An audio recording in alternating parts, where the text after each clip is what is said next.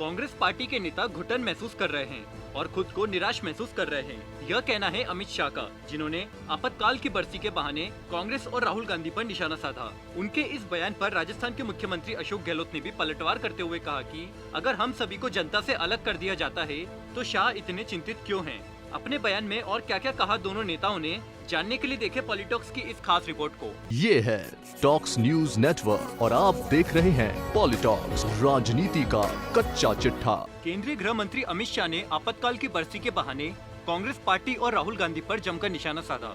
शाह ने कहा कि आज कांग्रेस पार्टी के नेता घुटन महसूस कर रहे हैं और खुद को निराश महसूस कर रहे हैं। अमित शाह के बयान पर राजस्थान के मुख्यमंत्री अशोक गहलोत ने जबरदस्त पलटवार किया और एक के बाद एक 7 ट्वीट करते हुए कहा कि सभी विपक्षी दलों में से मोदी और अमित शाह केवल कांग्रेस के बारे में चिंतित है।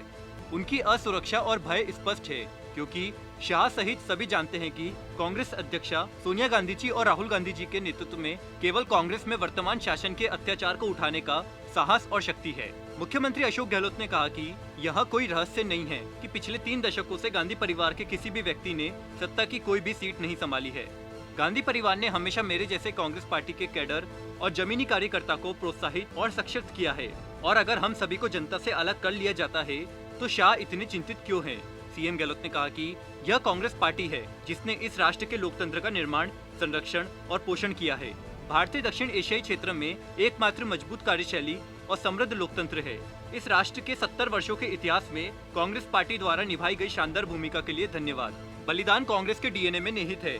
नेहरू जी से आज तक स्वर्गीय इंदिरा गांधी जी ने राष्ट्र के लिए अपने जीवन का बलिदान कर दिया और बांग्लादेश को एक नया राष्ट्र बनाने में उनके योगदान को हमेशा भारत की सबसे बड़ी कूटनीतिक जीत बनी रहेगी और आने वाली पीढ़ियों के लिए याद किया जाएगा।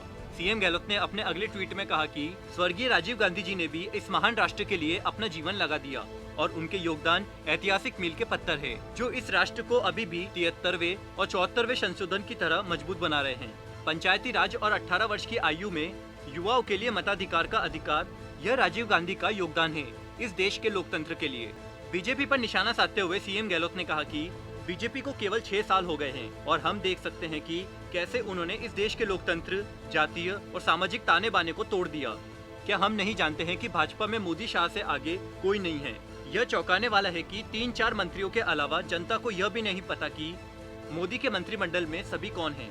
सीएम गहलोत ने अपने अंतिम ट्वीट में कहा कि पीएम मोदी के साथ अमित शाह ने बीजेपी और एनडीए सरकार को हाईजैक कर लिया है।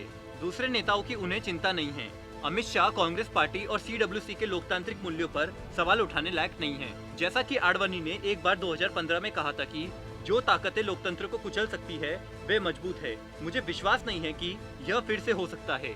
बता दे, इससे पहले गृह मंत्री अमित शाह ने गुरुवार सुबह ट्वीट कर कांग्रेस पर जमकर निशाना साधा। अमित शाह ने अपने ट्वीट में कहा कि आज के दिन 45 साल पहले सत्ता के लिए एक परिवार के लालच ने आपातकाल लागू कर दिया। रातों रात राष्ट्र को जेल में बदल दिया गया। प्रेस, अदालतें, भाषण सब खत्म हो गए। गरीबों और दलितों पर अत्याचार किए गए। लाखों लोगों के प्रयासों के कारण आपातकाल हटा लिया गया था। भारत में लोकतंत्र बहाल हो गया था, लेकिन यह कांग्रेस में अनुपस्थित रहा।